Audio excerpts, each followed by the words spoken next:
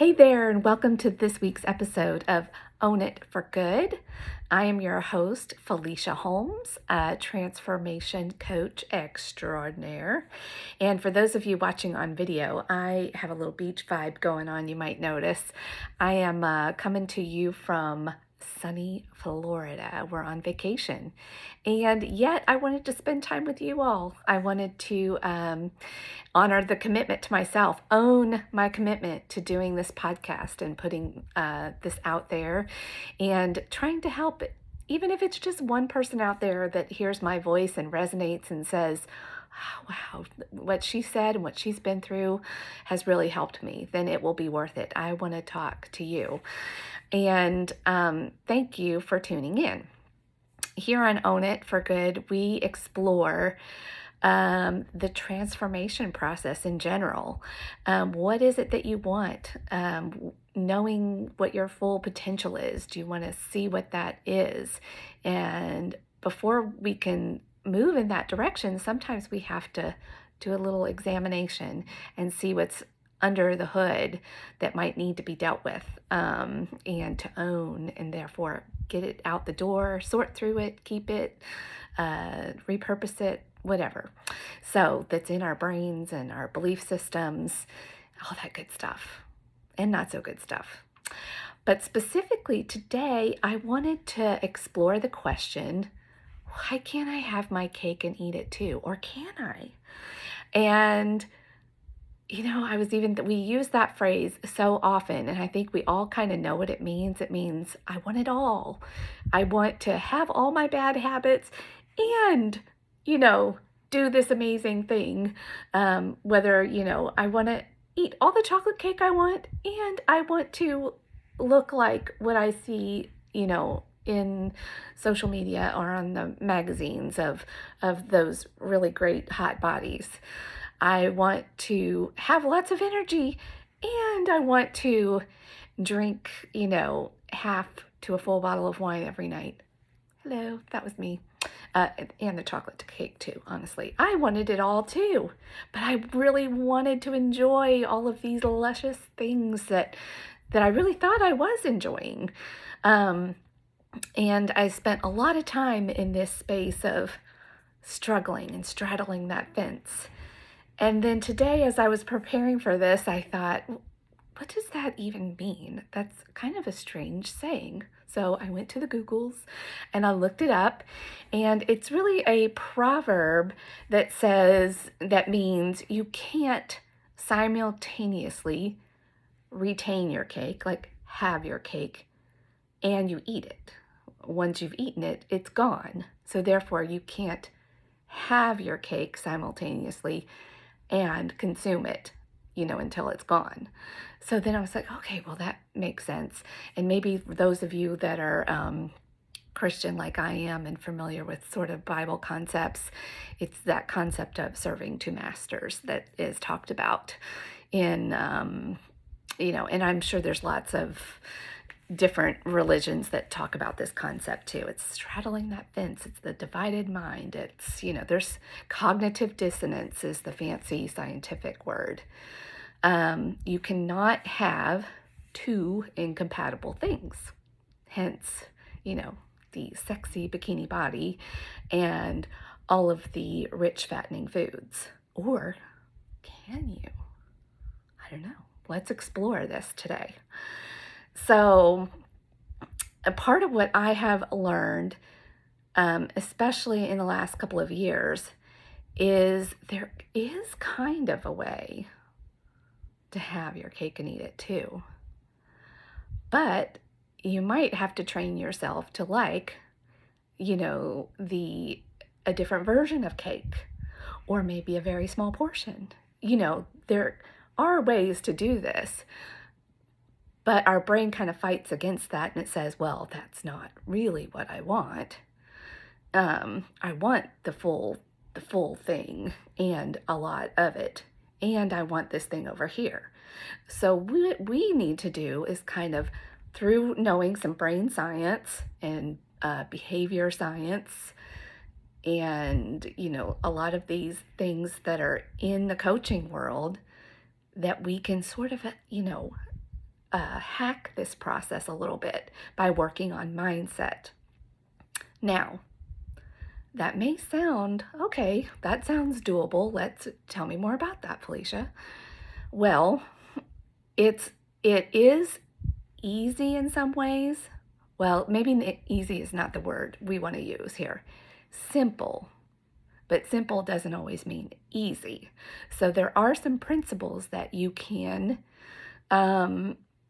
employ in this realm of recovery, whether it's from overeating or overdoing of anything. We often talk about tools and the process. Like, you got to have your tool and you got to do the work. This nebulous, what's the work? And that's a lot of things, actually. There's a lot of tools, there's a lot of work to do, but that right there, when we say, can I have my cake and eat it too? What we're really saying is, can a magical fairy come and land on me that just changes me from the outside so I don't have to do all of that work? That's what we really want. That's why, in the diet industry and in the transformation industry in general, people can really prey on the way that the brain works. And we can fall for, oh, if you'll just read this book over here, or take this pill, or try this diet, or take my 30-day program, and you'll just be transformed. Because we think, oh, yes, finally, I can have it all. I can do all the things, and I don't have to do the work. But that actually is part of the process, and even understanding, oh, my brain doesn't want to do the work. It sees change and work as a little bit of a scary thing. In our history as human beings, our brains are definitely there to protect us. There's no doubt about that. And in harder times, 100 years ago, 1,000 years ago, there were real threats to our survival and I know we've just come out of a worldwide pandemic, and maybe some of these threats that we've had, in the way our brain works, are much more real and relevant.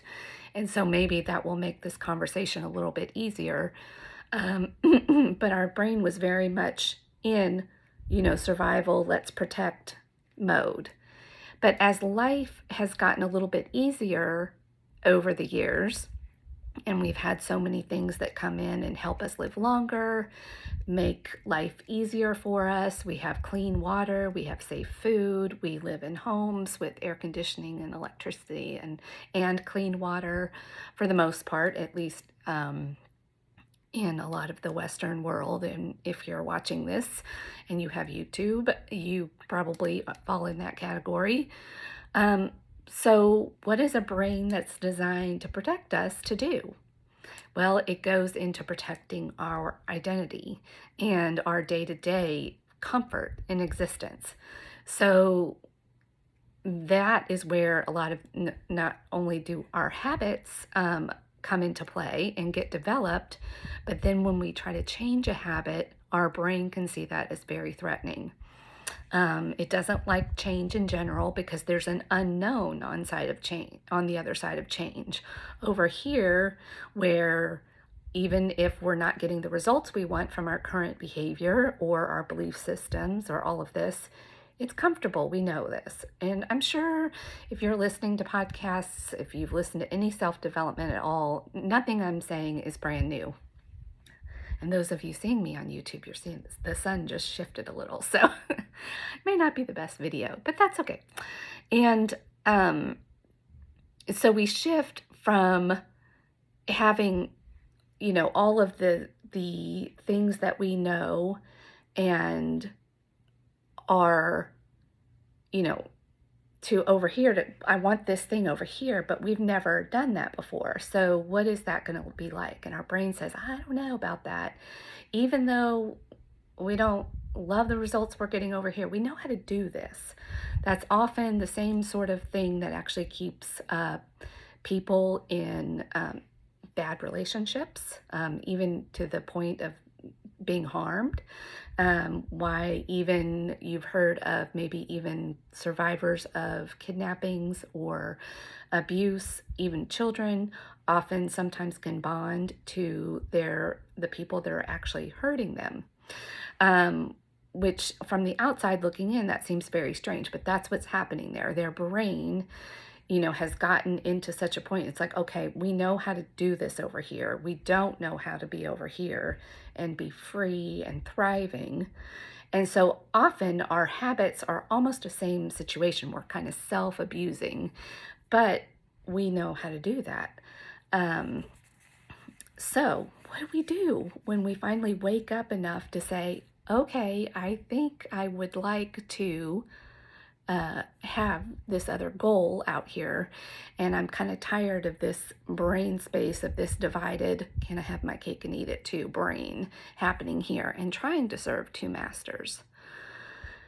Okay, so that's where we go back to my own it system and the acronym that I have, the O, for our outcome. This is a clarifying question.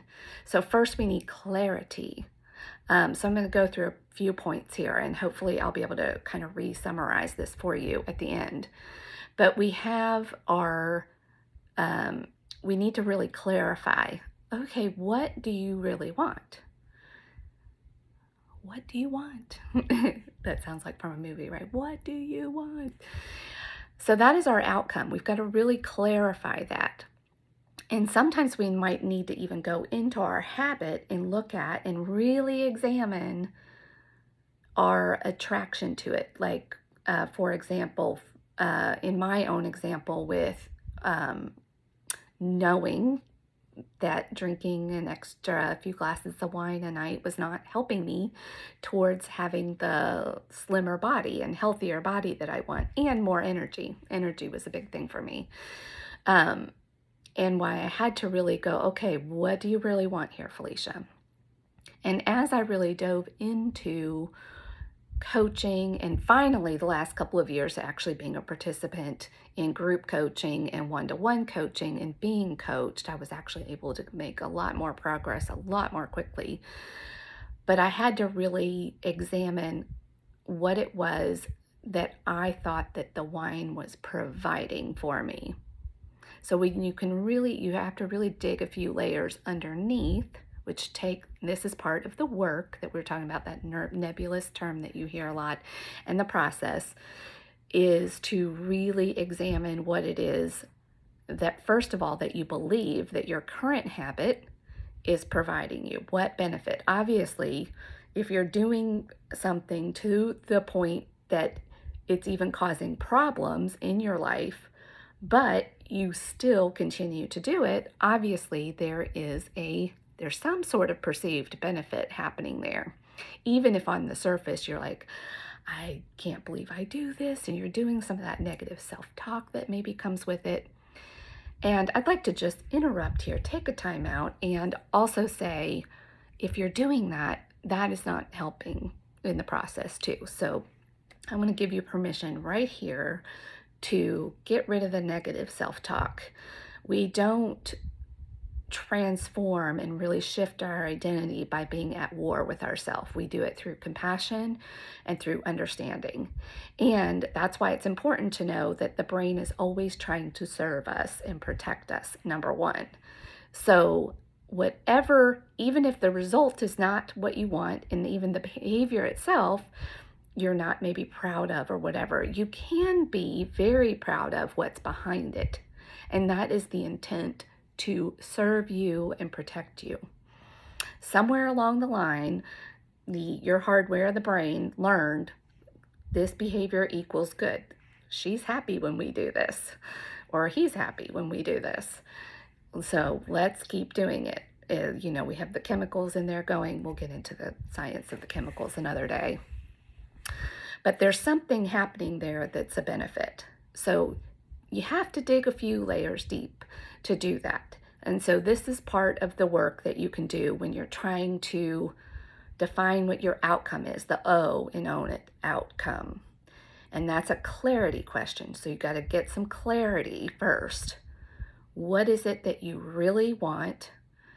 And what is it that you believe currently that the behavior that you're wanting to sort of own and move out of the way so you can own the goal that you want? So in my case right now, what I'm currently working on is a little bit of a weight reduction and increase in fitness. So I have some behaviors around food and maybe not moving enough that I'm digging into to find out, okay, why do what benefit is that providing me? Why am I continuing to sort of operate in this mode over here, even though I'm saying I want this over here, but I'm not, my actions aren't lining up. That is the integrity piece in own it, IT, integrity. So why am I'm out of alignment here. So what is happening here? To be able, in order to own it, you got to know what you're dealing with first to own it. So if we go even back to my alcohol-free journey and my decision to become alcohol-free, that was a process to get to that point. And when I finally really started to do this process and the clarity that came when I started to dig through the layers, okay, at first I was like, well, I really just like the taste of wine. I really like, going out to dinner and having the wine with my meal. And I had all of these things. But when I really got to the heart of the matter, I realized, oh, when I pour that glass of wine or sometimes a beer in the evening, I was giving myself permission to relax. And if I was in a social setting, wherever it was, for me it was relaxation. I can put, if I'd been going all day, I was not really giving myself a lot of permission to really relax. And then I would also watch maybe a show that I wanted to watch so there was a lot of people-pleasing behavior with me personally as well that I realized was in there that I was not dealing with. And so that when I had the glass of wine, I was pleasing Felicia because I was getting to relax. So hopefully that just little example, and there's a little bit more in there, but for the sake of time, I don't want to dwell too much there. But you really have to figure out why, whatever you're currently doing, what is the benefit? So that way we can slide that benefit over to a new behavior. Does that make sense? Hopefully it does. And next we have to really, once we know what we're dealing with and what the benefit is of the thing that we're trying to change and into the new behavior so that we can slide that over, that belief system, we can kind of, just slide it over. We have to understand why. Why do we want this? And we might start with a process of, I want to, have more energy. Okay, well, why do you want to have more energy? Well, because I'm a real estate agent as well. So I would love to really have the energy to serve my clients, be ready if I have to stay up late and negotiate a contract, or even if I have to get up early the next day, or, a lot of times things pop up very last minute and are very time sensitive in the world of real estate.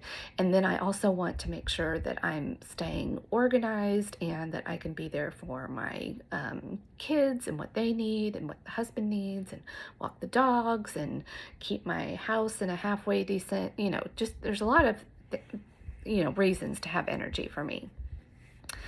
Okay, well, that's all good as well, but why? So almost do like a little toddler process, like pretend you're like, why? And eventually I got to a strong enough why, and if you listen to my episode about my personal story, you'll also have learned that my dad passed away from alcohol abuse and the effects of it at the age of 57. That's a big why for me too. And there's a cycle of generational, like that was in a long line, and it's all over my family. So if you want to hear more about that story, you can go listen to that episode. And I really, having teenagers in the house that were watching my behavior, were starting to get a little bit worried about, if they'd come up to get a snack and mom had fallen asleep with a wine glass still in her hand with the TV on and Netflix, I was just burning the candle at both ends. I couldn't keep it up. And then I started realizing, oh, wow, I'm not that far away from the age that my father was. And now, of course, I was not drinking at the level that he was, so I wasn't threatening my health to the same level, but still, I was, doing something that was very unhealthy. So getting myself educated on that. So ultimately, my why has become to go into the burning house, that's what I call it, the burning house of alcoholism, and put that fire out. So hopefully my kids don't have to go into that burning house. I have no control over whether they will or not, but I'm going to do everything I can to educate, be a role model, do the hard work. So hopefully they will maybe choose another path. Now, of course, they're human, so they're still going to have some problems.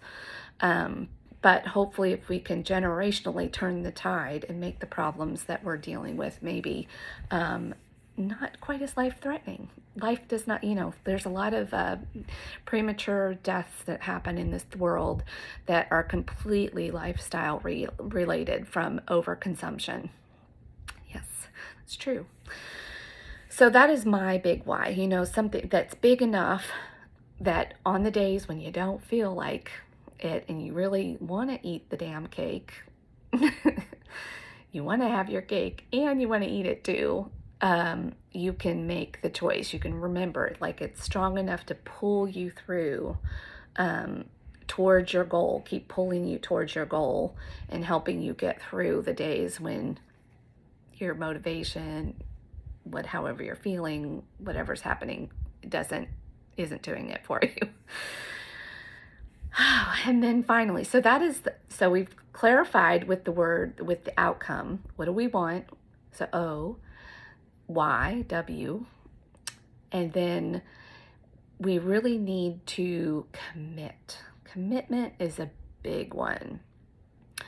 And that is one that you can't leave yourself a lot of wiggle room.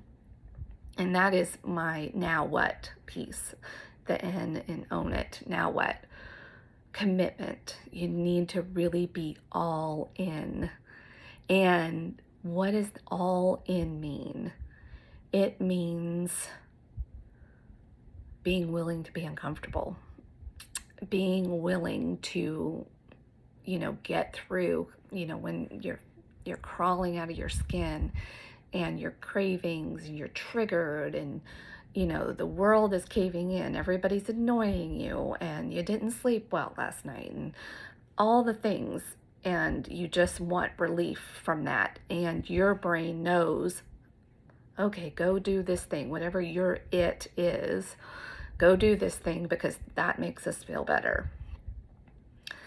But if you commit and you're all in, that's when your why, you're going to hang on to your outcome, and you're not going to leave your brain any wiggle room. Like you've got some already options laid out for yourself that you've already thought of, you've pre-planned, you've pre-decided, that if this happens, I've got some contingency plans. Even if that means you go to bed at 7 o'clock in the evening, you order takeout every night for a week,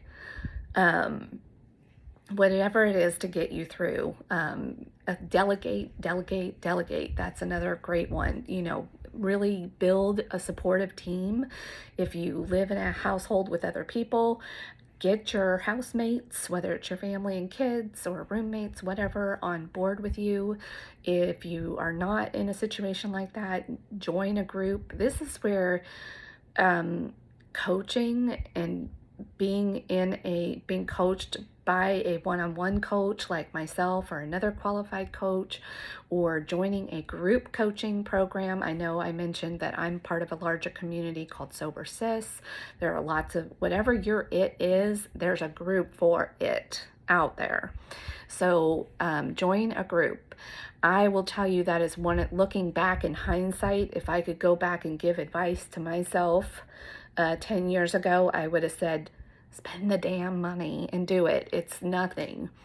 And I was so worried about spending the money or the time commitment it would have, actually being accountable to somebody. Because if I just stayed in my own head spinning about it, and I convinced myself that listening to all the podcasts and journaling and doing all of these things was working on the was doing the work.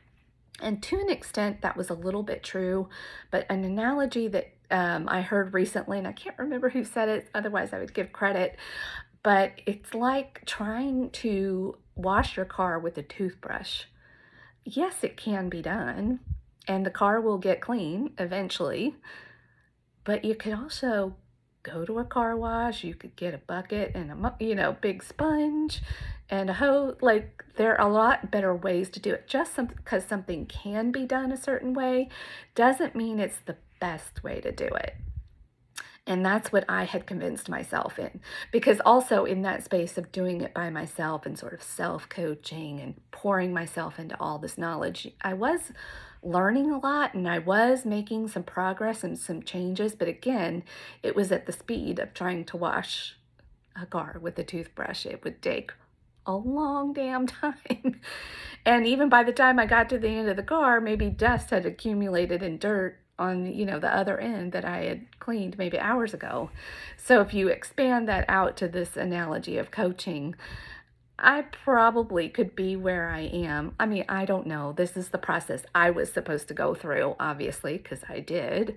But I've learned a thing or two, and if I can save anybody else some time from trying to wash their own brain and do behavior change and transformation and mindset work more efficiently, that's sort of my mission to do that, to help give you the tools, the motivation, some clarifying questions and processes, and get your butt into some coaching, seriously. And it doesn't have to be with me. This isn't a sales pitch for me. I just find one that works for you, because choosing a coach is as personal as just about anything. It's as personal as choosing your mate. Not everybody's a good fit. So you've got to find one that really knows what they're talking about, and especially with what you are dealing with and change in general, and that somebody that will, in maybe a group setting with like-minded people, to really help you get where you want a whole lot faster. And yes, it is going to require investing in yourself, but that's what it is. It's an investment in yourself. So yeah, don't make the mistake that I did and spend too much time in your head, because then you can, on the days when the motivation isn't quite showing up, and if you haven't really made that commitment and have that strong enough why, and then having the support of being accountable to that and really putting it out there, you're going to do a lot of that two-stepping, 2 steps forward, that's a hard way to make progress. But again, at the end of the day, progress is preferred over perfection. But make sure that you're really actually making progress. Progress is defined as moving forward in a consistent fashion. Some people use cute phrases like progress over perfection and get the whole oh, well, I slipped today, progress over perfection. Well, yes, that may be true, as long as you're really still making progress. So, anyway, I think I've probably said enough today, and I'm bumping up against, I wanted to keep it in the 20 to 30 minute time frame. So I'm just going to sum up where we were. And in general, we're kind of unpacking the question, can't I have my cake and eat it too? Well, yes and no. But we've really got to define what it is that the cake is giving you and find other ways to give you that same satisfaction and reward. That's what we really want to know. There's something underneath the cake that, of course, we're using air quotes here. Whatever your it is, what is that providing you? Because it's not all good. Otherwise, you wouldn't be here and asking that question. But what is that? What's underneath that? What reward is your brain getting from that? And how can we maybe substitute or use that to work on some mindset things? And one of the ways we do that, where there's a few step process, and again, it's all in my title of my program, Own It. It's an acronym. So step 1, we need to know what our outcome is. That is a clarifying question. What is it that you really want? And not only that, when we're asking that what question, that's where we can also go in, okay, what is XYZ that I'm currently doing for me? What benefit am I getting from that is really what I want? And how can I find other ways that are more self-serving towards my goal and my outcome that I can do instead? 2, we have to really establish a strong why, and it's strong enough why to really pull us through. And that really oftentimes needs to be a little bit bigger than us. For me, it was sort of that legacy of family and really serving a greater good. 3, commitment. You've got to be all in, 100%.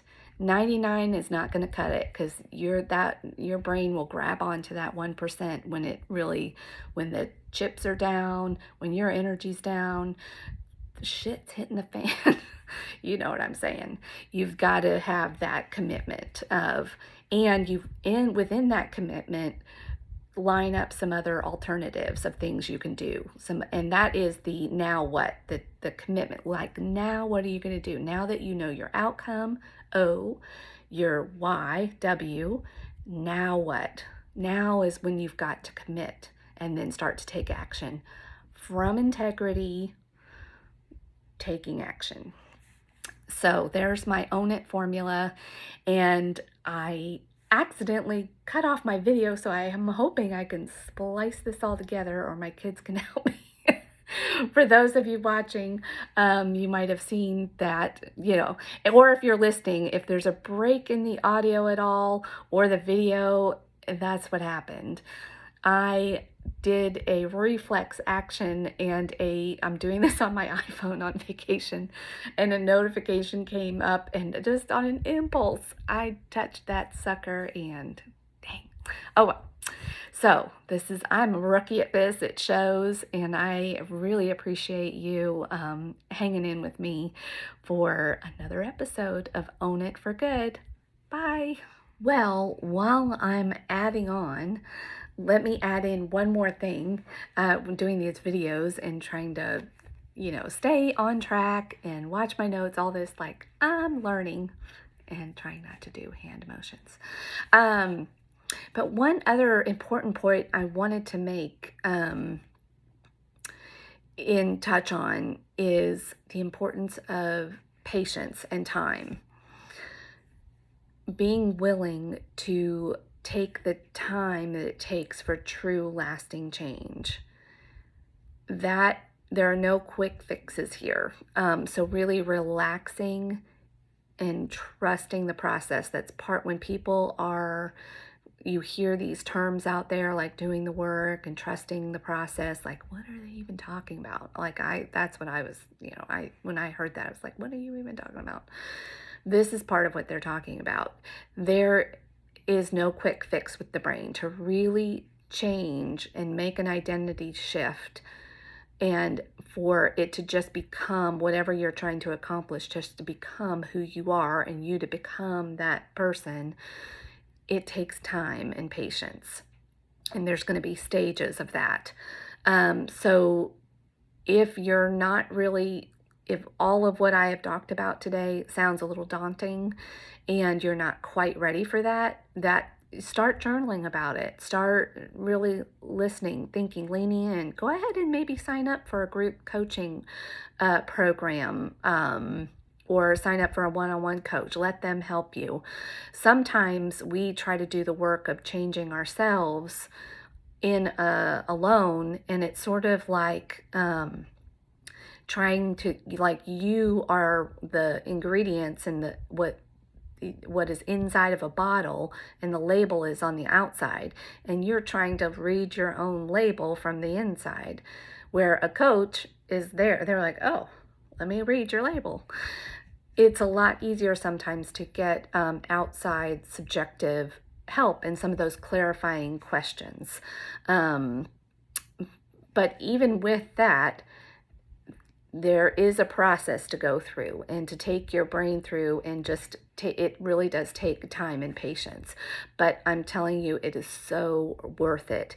And doing it within a group coaching or a one-on-one coaching session and within a community of like-minded people, you will be able to make that process a whole lot quicker than doing it on your own. All right, hang with me, and we'll see you again next week. Bye for now, for the second or third time.